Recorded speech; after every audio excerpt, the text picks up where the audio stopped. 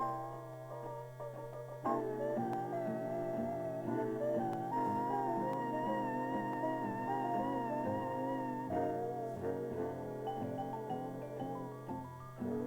average business spends 59 cents out of every manufacturing dollar distributing finished goods from factory to point of sale.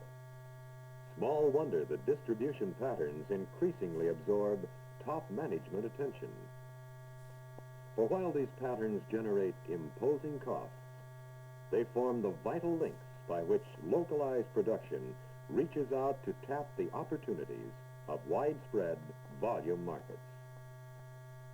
Distribution was once a simple matter of finding transportation, but modern management views it as the creative technique by which growing companies develop expanding markets. Where similar businesses compete, cost and quality of distribution looms as a dominant competitive factor. Progressive managements develop new concepts and new techniques of distribution.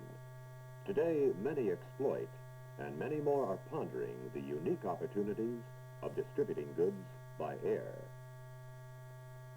Passenger traffic and passenger aircraft still dominate the scene at most of our large airports.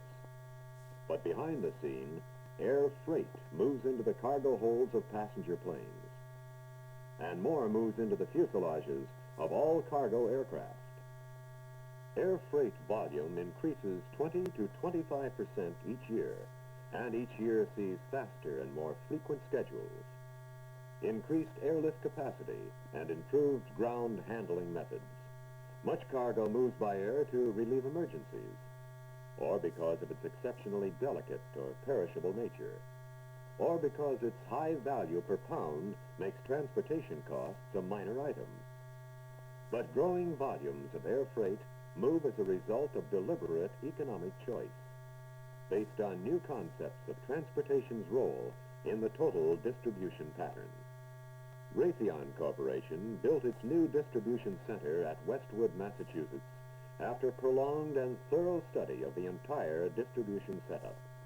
Raytheon formerly operated with a conventional distribution pattern: production in the Boston area, warehouses in all the major market areas, servicing distributors in scores of cities, supplying thousands of dealer outlets. This system worked as well as might be expected, but certain cost and service aspects raised serious questions. Warehouse inventories tied up $2 million of operating capital, but contained only about 60% of the product items. This incomplete coverage cost $100,000 per year for interest on capital, $160,000 per year for fixed warehouse costs, $48,000 per year property taxes, $177,000 per year for warehouse handling expenses. The whopping total offered tempting scope for economies, and service, while good, could certainly stand some improvement. Raytheon began to look past the distribution pattern to examine the complete circuit of orders making their way from the distributor back to the factory, and products moving from the factory out to the distributors. This very common type of order delivery cycle works in a most indirect fashion. The factory estimates sales far into the future, makes the goods, and puts them into factory inventory with a generous safety margin. Warehouses order goods from the factory once a month. After more or less time for processing and assembling the order, the factory sends the goods via cheapest practical transportation. 10 days to 2 weeks later, the warehouse receives, unpacks, and puts the goods into a warehouse inventory, supposedly covering 8 weeks' future requirements. Meanwhile, a steady stream of distributor orders arrive at the warehouse. Within 3 or 4 days, the orders have been processed, the goods packed, and delivery made to the distributor. Quite frequently, an order catches the warehouse out of stock. The distributor still wants 3 or 4 days delivery.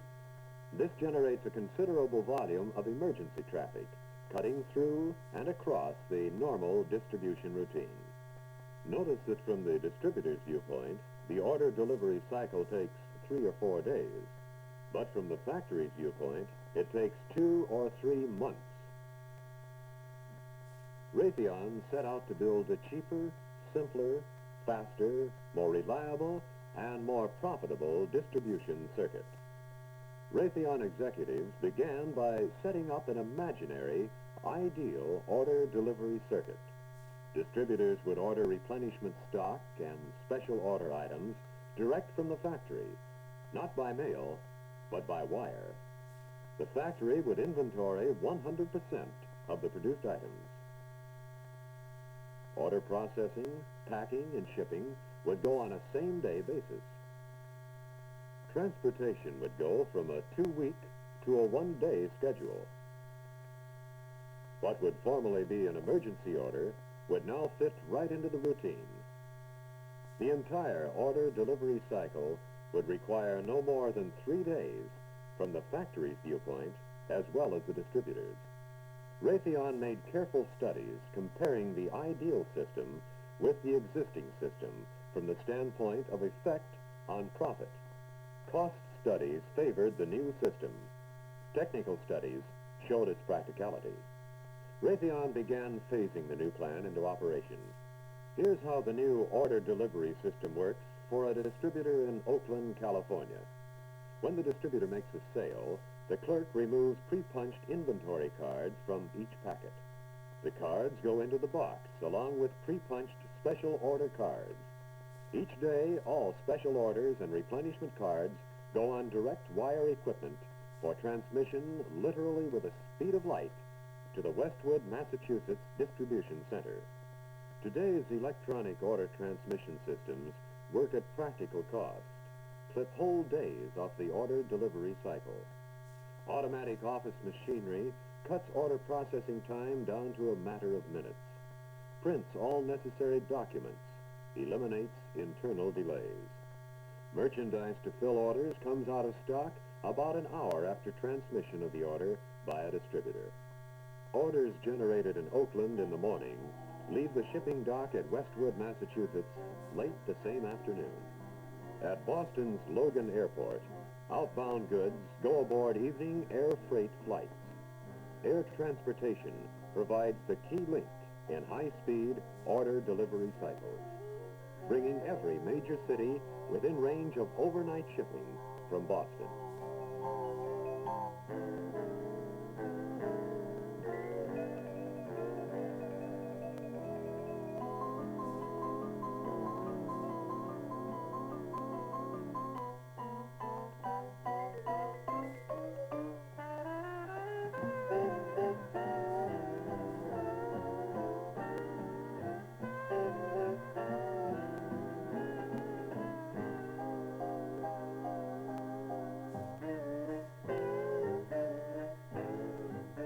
With air freight spark-plugging the new distribution system, Raytheon distributors get not 3 or 4 day service on 60% of the products, but 1 or 2 day service on the entire product list. A most important sales stimulant in a business where availabilities frequently spell the difference between sale or no sale. The high-speed order delivery cycle eliminates warehouses, saving $160,000 per year fixed costs, $177,000 warehouse operating costs, $100,000 inventory financing costs, and $48,000 on property taxes. A total of $485,000 gross savings. To find net savings, allow $240,585 for air transportation, as compared with the $116,500 formerly paid for surface shipping, and deduct the difference of $124,085. The total net saving of the new system equals $360,915, plus a volume-building improvement in service and a greatly strengthened competitive sales position. Renault of France maintains a widespread spare parts distribution system in support of its growing North American market. The transatlantic link in this pattern offers abundant sea transportation, traditionally the cheapest way to move goods. Yet since 1958, Renault has moved millions of dollars worth of parts annually across the ocean exclusively by air, for the simple reason that air shipment saves on total distribution costs.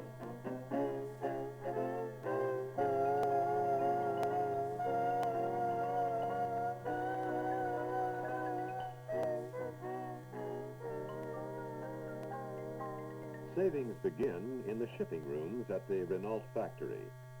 Packaging for air shipment costs about 1/8 as much as packaging for sea. Two of these vans carry a complete plane load of parts. The same volume packed for sea required 12 large flatbeds.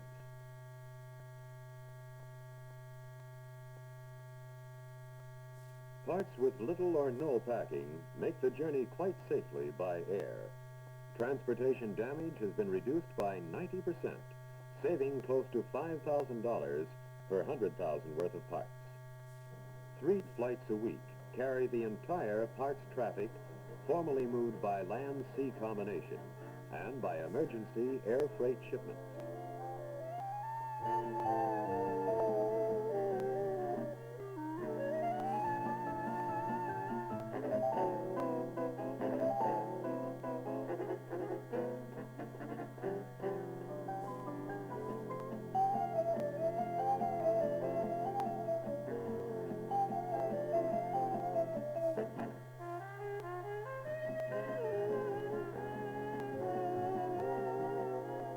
With 15 days saved on time and transit, Renault's Long Island City Parts Depot carries a much smaller inventory.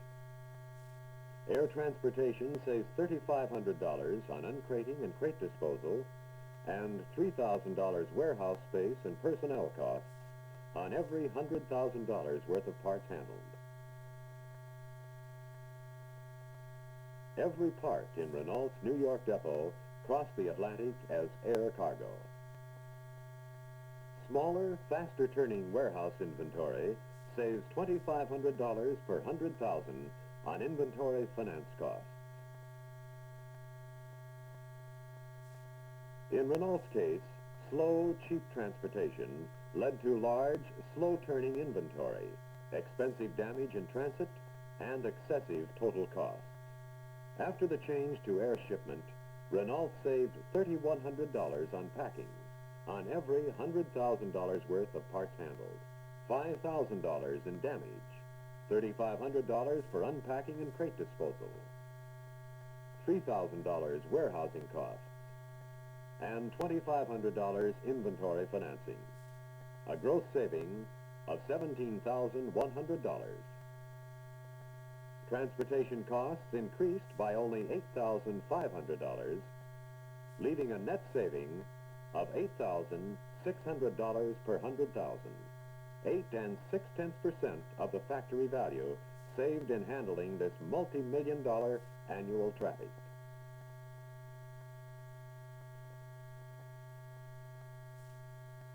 The Mecklenburg-Duncan Company, located in Oklahoma City, manufactures a wide line of hardware specialties, including mailboxes, house numbers, and extruded aluminum products.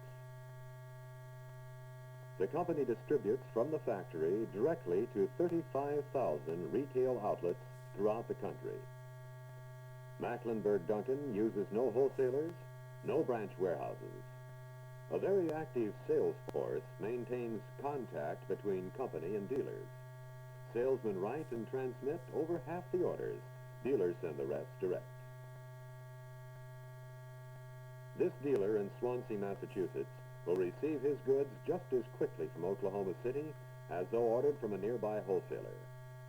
At Oklahoma City, modern office machinery cuts order processing time to the bare minimum. The company accepts any order, no matter how small, stamps the order for parcel post from the most convenient break bulk point, consolidates all orders from the same general area into bulk rate air freight shipments and consigns them to the postmaster at the break bulk point. The morning's orders leave the plant the same day. Air Transport gets the order to Albany, New York, the northeastern break bulk point, overnight. The individual packages then go into regular parcel post, an arrangement much faster and distinctly cheaper than Railway Express. The order arrives the second day after placement, prepaid from the factory.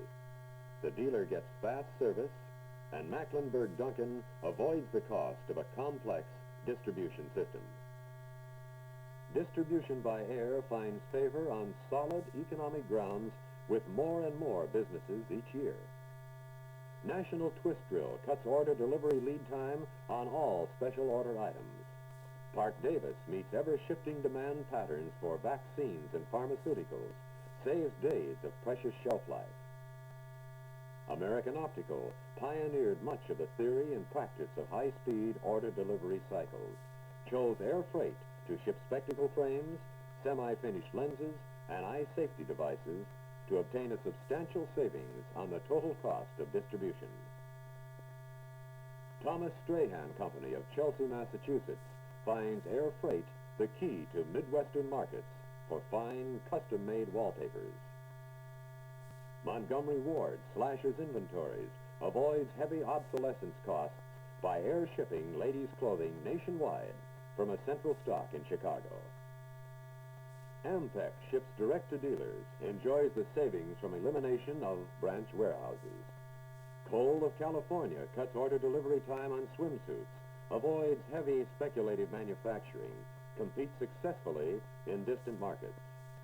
IBM World Trade services the European market with weekly charter flights, avoiding enormous damage risks, putting valuable equipment into service weeks earlier.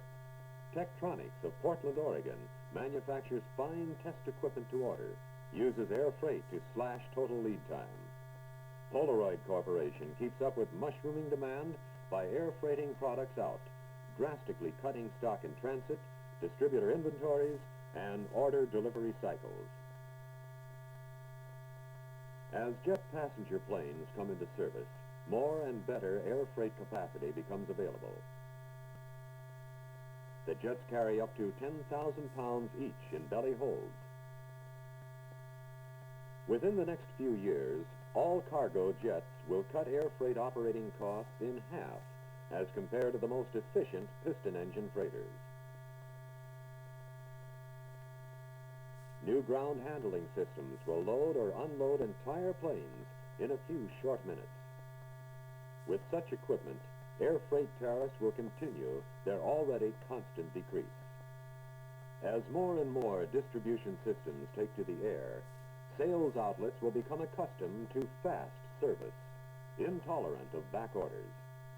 More managements will find ways to cut inventories, accelerate the order delivery cycle, release capital tied up in distribution, penetrate new markets. Air cargo will take its place as an integral part of the new pattern of air age distribution.